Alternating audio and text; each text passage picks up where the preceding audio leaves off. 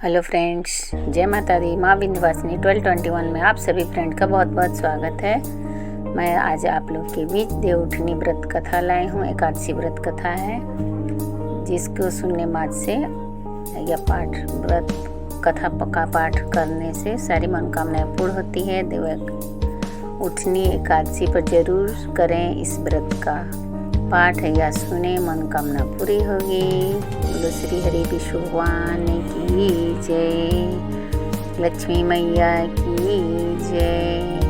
हिंदू धर्म में एकादशी का बहुत महत्व होता है। हर माह में 2 बार एकादशी पड़ती है, एक कृष्ण पक्ष और दूसरी शुक्ल पक्ष में। साल में कुल 24 एकादशी पड़ती है।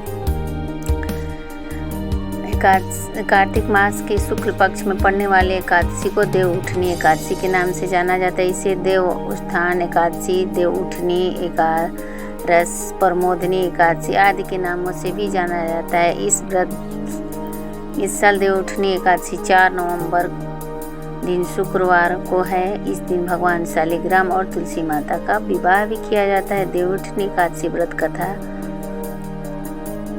करने से हर मनोकामनाएं पूरी होती है। बोलो श्री हरि विष्णु भगवान की जय। कथा इस प्रकार है। कथा प्लीज़ फुल वॉच करें और अपना प्यार बनाए रखें। कमेंट में ज़रूर बताएं कैसे लगा व्रत कथा आपको। तो आइए सुनाती हूँ। एक राजा के राज्य में सभी लोग एकादशी व्रत करते थे। प्रजा तथा नौकर चाकर से लेकर पशुओं तक को एकादशी के दिन अन्न नहीं दिया जाता था। एक दिन किसी दूसरे राज्य का एक व्यक्ति राजा के राज्य में राजा के पास आकर बोला कि महाराज कृपा कर मुझे नौकरी पर रख लो। तब राजा ने उसके सामने शर्त रखी, ठीक है रख लेता हूँ, किंतु रोज खाने को। तब राजा ने उसके सामने एक शर्त रखी, कहा ठीक है रख लेते हैं, किंतु रोज तुम्हें तो खाने को मिलेगी, पर एकादशी को अन्न नहीं मिलेगा। उस व्यक्ति ने उस समय हाँ कर ली। पर एकादशी के दिन जब उससे फलाहार का सामान दिया गया तो वो राजा के सामने जाकर गिड़गिड़ाने लगा। जब उसे फलाहार का सामान दिया गया तो वो राजा के सामने गिड़गिड़ाने लगा, महाराज इससे मेरा पेट नहीं भरेगा, मैं भूखा मर जाऊंगा, मुझे अन्न दे दो। राजा ने उसे सत्य की बात याद दिलाई, पर वह अन्न छोड़ने पर राजी नहीं हुआ। तब राजा ने उसे आटा, दाल, चावल आदि दिए। वह नीति की तरह नदी पर पहुंचा और स्नान कर भोजन पकाने लगा। जब भोजन बना रहा था तो वह भगवान को बुलाने लगा, आओ भगवान भोजन तैयार है। उसके बुलाने पर पीताम्बर धारण किए भगवान चतुर्भुज रूप में आ पहुंचे और प्रेम से उसके साथ भोजन करने लगे। भोजन करके भगवान अंतर्ध्यान हो गया और वह अपने काम पर चला गया। 15 दिन बाद अगली एकादशी को वह राजा से कहने लगा कि महाराज मुझे दुगुना सामान चाहिए। उस दिन मैं भूखा ही रह गया। राजा ने कारण पूछा तो उसने बताया, हमारे साथ भगवान भी खाते हैं, इसलिए हम दोनों के लिए सामान कम पड़ गए। यह सुनकर राजा को बड़ा आश्चर्य हो। बोला, मैं नहीं मान सकता भगवान तुम्हारे साथ खाते हैं। मैं तो इतना व्रत रखता हूँ, पूजा करता हूँ, पर भगवान ने मुझे कभी दर्शन नहीं दिए। राजा की बात सुनकर वह बोला, महाराज यदि विश्वास न हो तो आप चलकर देख ले।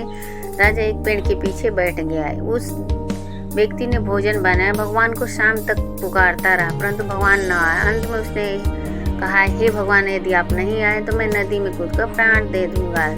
लेकिन भगवान नहीं आए। तब वह प्राण त्यागने के उद्देश्य से नदी की तरफ बढ़ा। प्राण त्यागने का उसका दृढ़ इरादा जानकर शीघ्र ही भगवान ने प्रकट होकर उसे रोक लिया और कहा, साथ मैं तेरे भोजन करूंगा। खा पी कर वे उसके साथ विमान में बैठाकर उसे अपने साथ ले गए। यह देखकर राजा ने सोचा कि व्रत उपवास से तब तक कोई फायदा नहीं होता जब तक मन शुद्ध न हो। इससे राजा को ज्ञान मिला, वह भी उससे व्रत उपवास करने लगा। अंत में स्वर्ग को प्राप्त हुआ। बोलो श्री हरि विष्णु भगवान की जय, लक्ष्मी मैया की जय।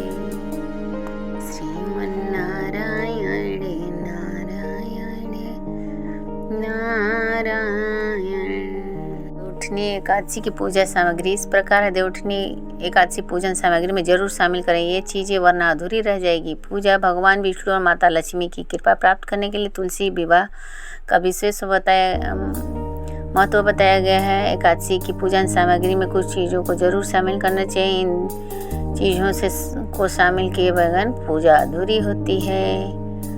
तो पूजा सामग्री आपको मैं बता देती हूँ। हर साल कार्तिक मास की शुक्ल पक्ष एकादशी पर देवउठनी एकादशी मनाई जाती है। इस दिन देवउठनी एकादशी देवस्थान देव प्रबोधिनी एकादशी के रूप में मनाया जाता है। देवउठनी एकादशी का काफ़ी महत्व होता है। इस तिथि पर भगवान विष्णु 4 महीने की योग निद्रा से जागते हैं। देवउठनी एकादशी पर तुलसी विवाह का विधान है। इस दिन भगवान विष्णु शालिग्राम और देवी तुलसी का विवाह किया जाता है। देवउठनी एकादशी विवाह करने से भगवान विष्णु और देवी लक्ष्मी की कृपा प्राप्त होती है। एकादशी की पूजन सामग्री में कुछ चीज़ों को जरूर शामिल करना चाहिए। इन चीज़ों को शामिल किए बगैर पूजा नहीं करते। तो पूजा सामग्री इस प्रकार है। देवउठनी एकादशी को शुभ मुहूर्त में तुलसी और भगवान शालिग्राम का विवाह करने के लिए सबसे पहले घर में लगी तुलसी माता के पौधों को आंगन के बीच में रखें। इस दिन सायंकाल में पूजा को अच्छी तरह साफ कर लें। चूना गेरू से श्री हरि जागरण के स्वागत में रंगोली बनाएं। वहीं घी के 11 दीपक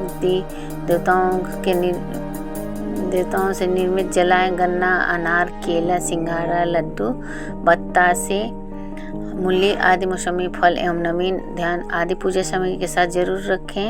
यह सामग्री श्री हरि को अर्पित करने से वह प्रसन्न